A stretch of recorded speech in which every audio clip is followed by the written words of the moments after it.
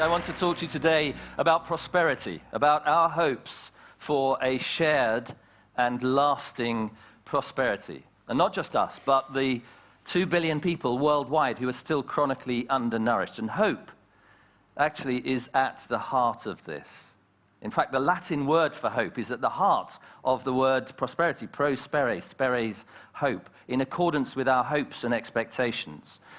The irony is, though, that we have cashed out prosperity, almost literally in terms of money and economic growth. And we've grown our economies so much that we now stand in a real danger of undermining hope.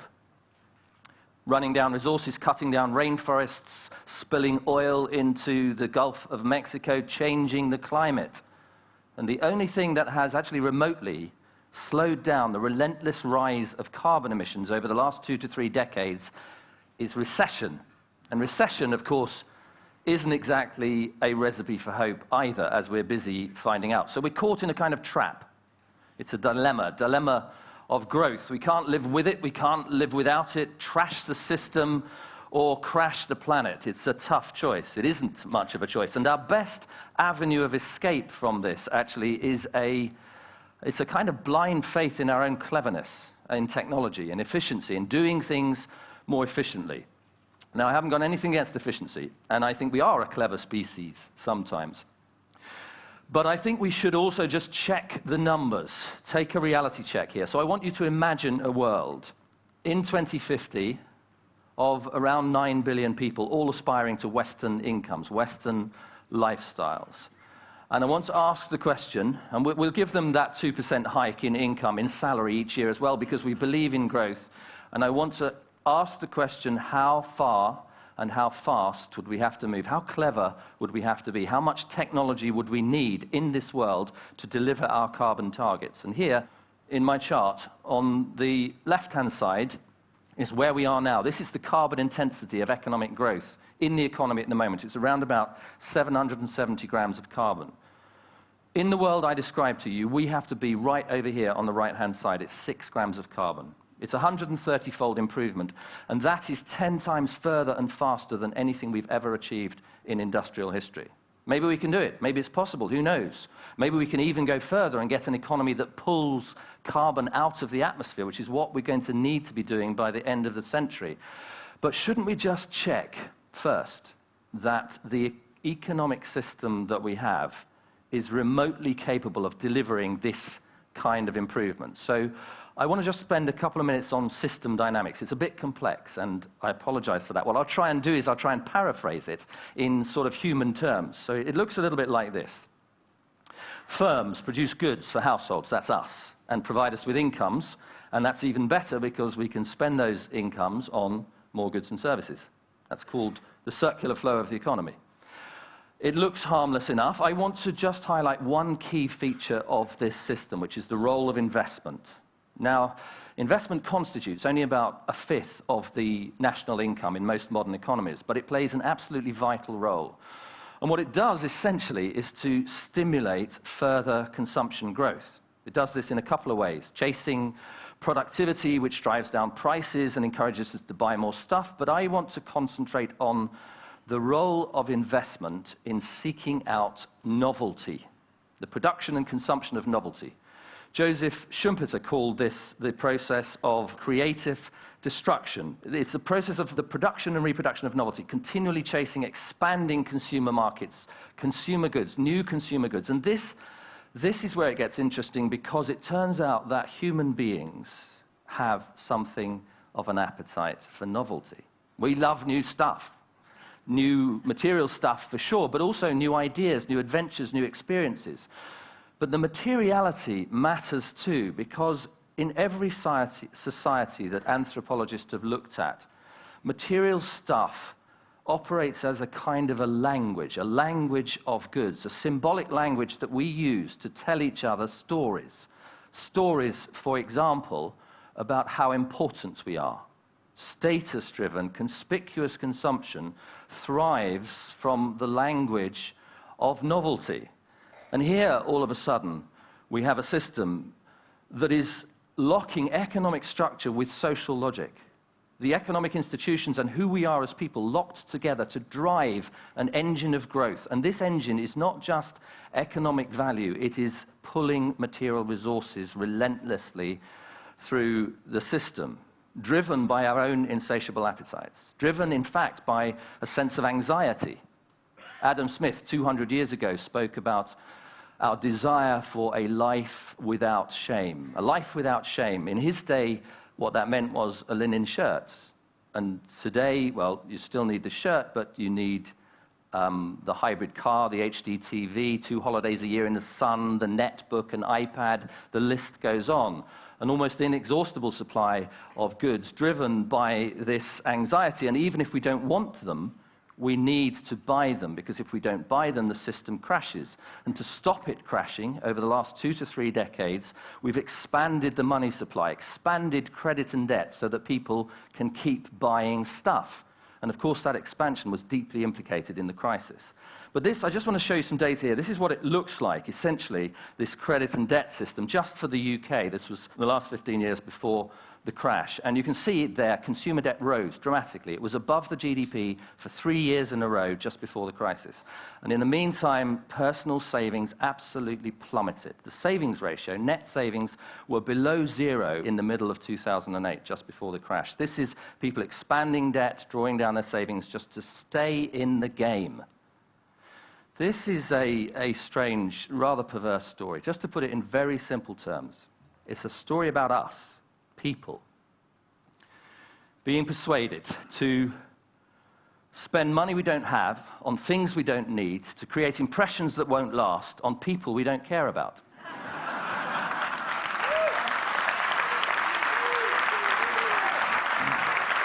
But before we consign ourselves to despair, maybe we should just go back and say, did we get this right? Is this really how people are? Is this really how economies behave? And almost straight away, we actually run up against a couple of anomalies. The first one is in the crisis itself. In the crisis, in the recession, what do people want to do? They want to hunker down. They want to look to the future. They want to spend less and save more. But saving is exactly the wrong thing to do from the system point of view. Keynes called this the paradox of thrift. Saving slows down recovery. And politicians call on us continually to draw down more debt, to draw down our own savings even further, just so that we can get the show back on the road, so we can keep this growth-based economy going. It's an anomaly. It's a place where the system actually is at odds with who we are as people. Here's another one, completely different one. Why is it that we don't do the blindingly obvious things we should do to combat climate change? Very, very simple things, like buying energy-efficient appliances, putting in efficient lights, turning the lights off occasionally, insulating our homes. These things save carbon, they save energy, they save us money. So why is it that though they make perfect economic sense, we don't do them? Well, I had my own personal insight into this a few years ago. It was a Sunday evening, Sunday afternoon. And it was just after, actually, to be honest, too long after we had moved into a new house, and I had finally got around to doing some draft stripping, installing insulation around the windows and doors to keep out the drafts. And my then 5-year-old daughter was helping me in the way that 5-year-olds do. And we'd been doing this for a while when she turned to me very solemnly and said, will this really keep out the giraffes?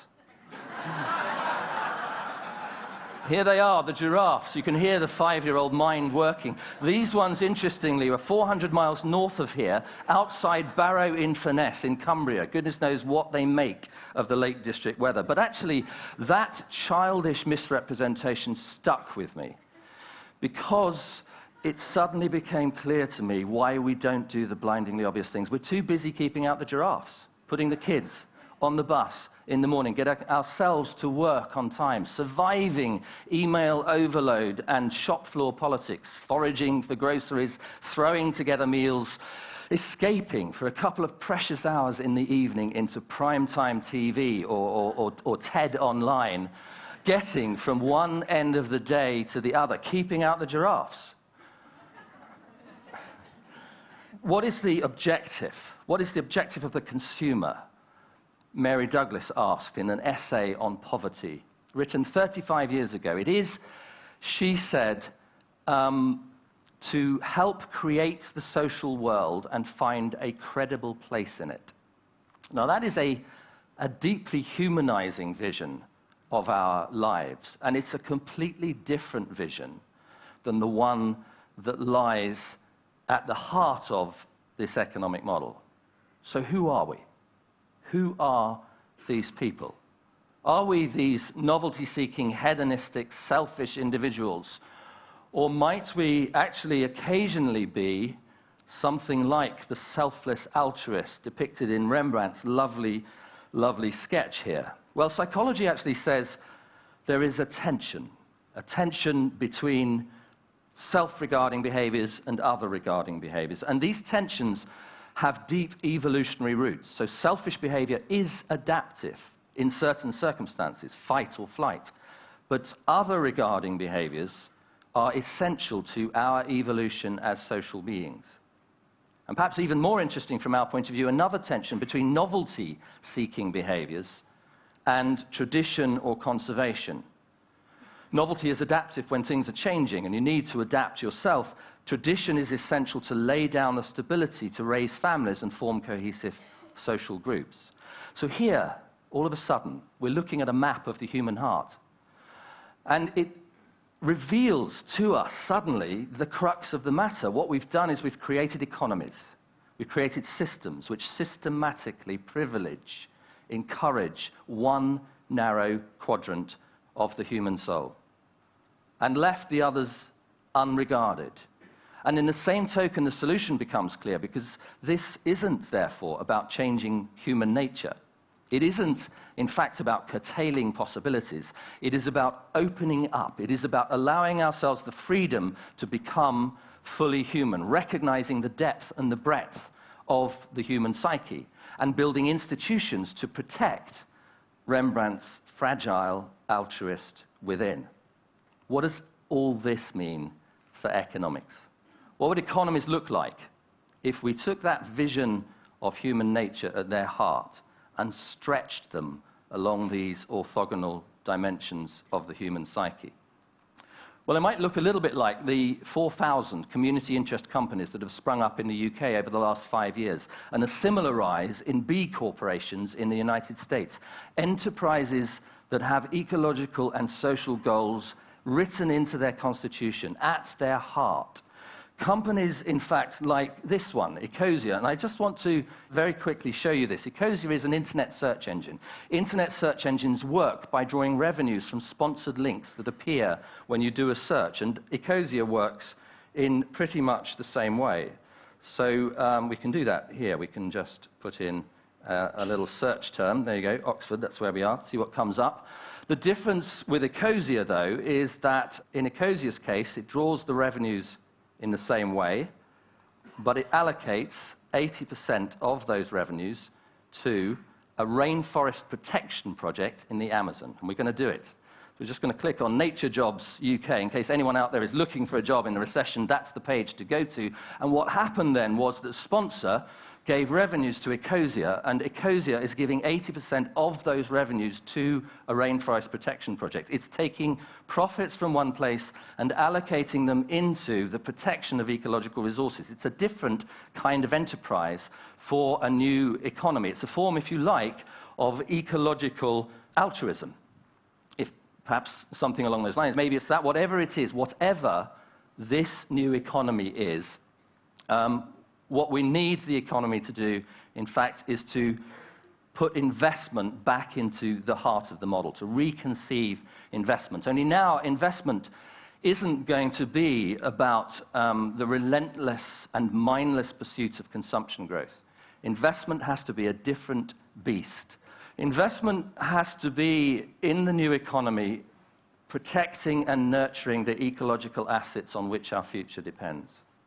It has to be about transition. It has to be investing in low-carbon technologies and infrastructures. We have to invest, in fact, in the idea of a meaningful prosperity, providing capabilities for people to flourish.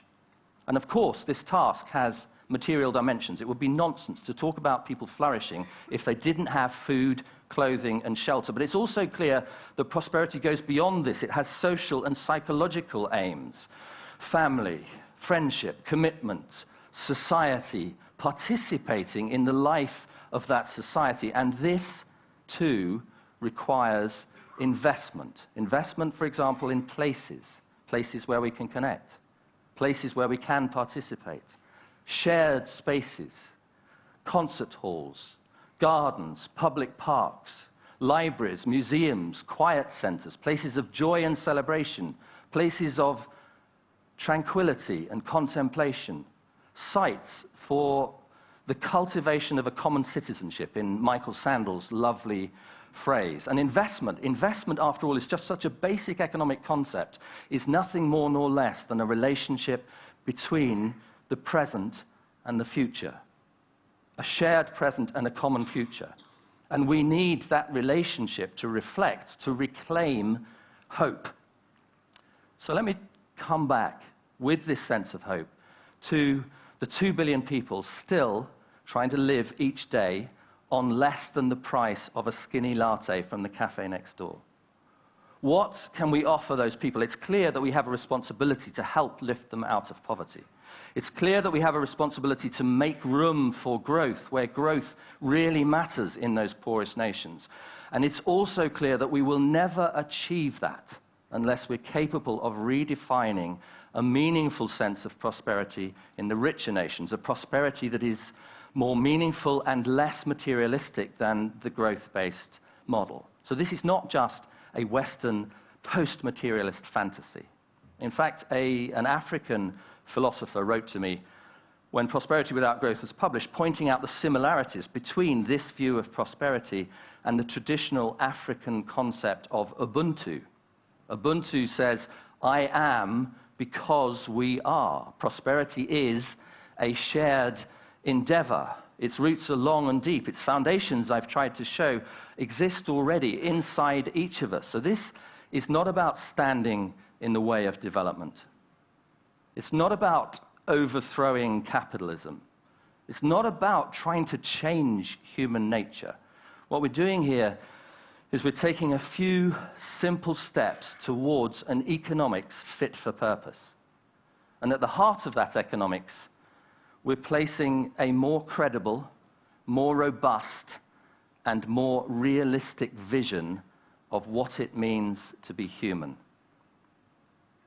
Thank you very much.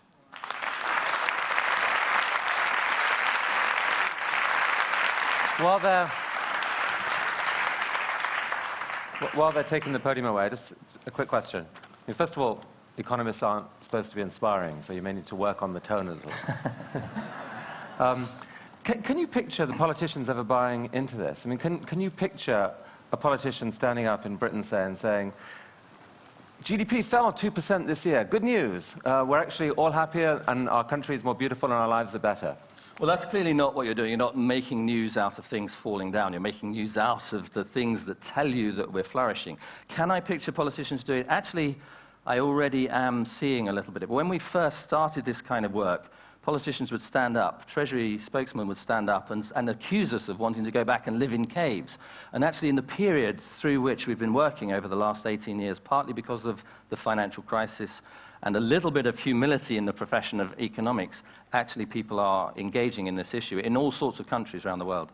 But is it mainly politicians who are going to have to get their act together, or is it going to be more just civil society and companies? It has to be companies, it has to be civil society, but it has to have political leadership. This is a kind of agenda which actually politicians themselves are kind of caught in that dilemma because they're hooked on the growth model themselves, but actually opening out the space to think about different ways of governing, different kinds of politics, and creating the space for civil society and businesses to operate differently. Absolutely vital. And if someone could convince you that we actually can make the 130-fold improvement in efficiency, of reduction of carbon footprint, would you then actually like that picture of economic growth into more knowledge-based goods? I would still want to know that you could do that and get below zero by the end of the century in terms of taking carbon out of the atmosphere and solve the problem of biodiversity and reduce the impact on land use and do something about the erosion of topsoils and the quality of water. If you can convince me we can do all that, then yes, I would take the 2%. Tim, thank you for a very important talk. Thank you. Thank you.